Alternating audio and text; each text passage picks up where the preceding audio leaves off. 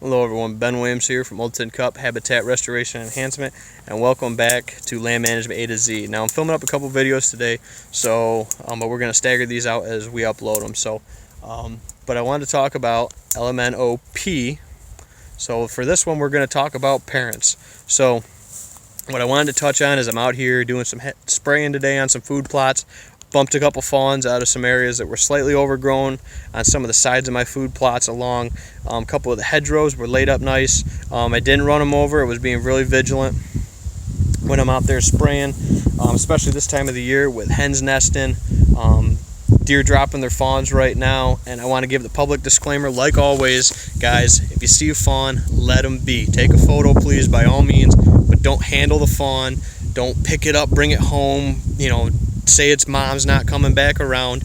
Mom and dad literally out the back door of the house watched a fawn for 4 or 5 hours off and on before mom even came back for it. So they don't just come around and they're not going to hang right with them. That's a safety mechanism designed so that if there is a predator around, it doesn't key in on mom, and the mom's not leaving a bunch of scent there, making that a hot spot for the predator. So they're limiting their interaction between feedings. Fawns are up and around, starting to get active, some of the dropped ones. The two I saw today were very different sizes. The one was very, very young, so that was probably bred maybe in the second estrus cycle even. And the other one probably was bred sometime around November, early part of November. So you can backdate them, but now that they're dropped on the ground, you can just kind of go off size, get a rough idea. I mean, the first one I saw today was definitely a younger fawn for sure. So that's the thing I want to touch on with the letter P is parents. Got the bluebirds nesting. This is a bluebird box, but it's not really in a great location. It's not in a field location. It's just kind of slabbed up here. This was actually here when we bought the property, out in this field that we call top field. This tower never got finished. It just got kind of drug over here. And these were actually the timbers that were like on an extension off of it. So when we put it up on a couple railroad ties to keep the feet from rotting out on it and stuff. So at some point we'll get this finished. Hopefully, and this will be a great food plot. We're going to rotate this out, talking about doing that in another video here, so stay tuned.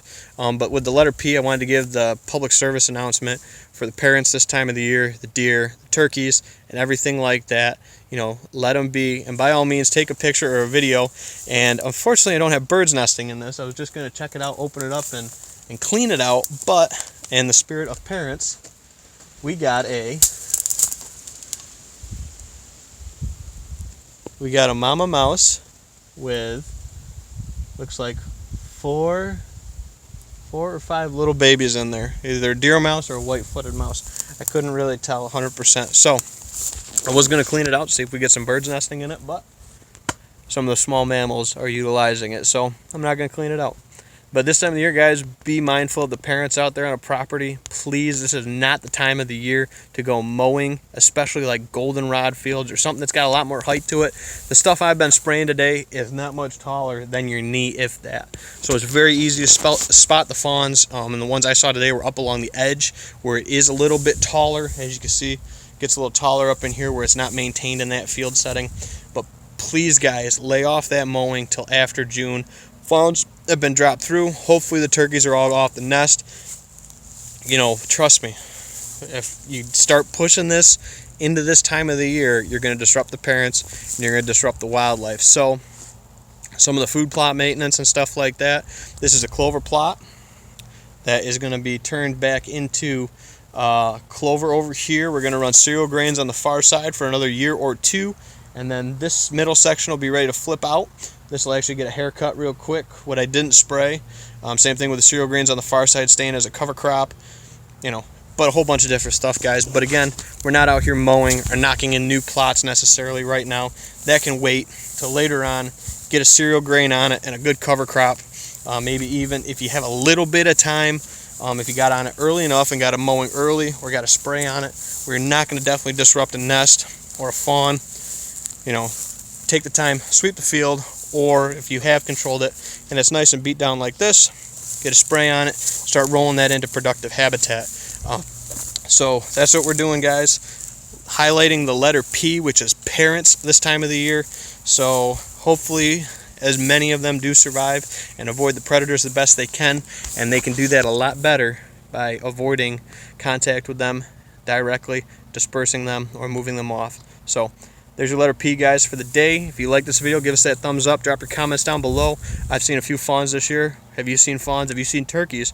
We've seen a lot of lone hens, and that's why we're staying out of specific spots on the property too. And we're putting off spraying some of those fields because I do have a couple plots where there has been a couple hens using those plots about on a daily basis. You can set your clock to them, so you got to bet that they got a nest close by. So letter P, guys, is for parents. That's what we're talking about today. And going to drop another couple videos here in a couple days, so stay tuned for more updates. And always let us know if you want to see something. And I'll catch you all next time here in the field. Thanks for the support, guys. Take care.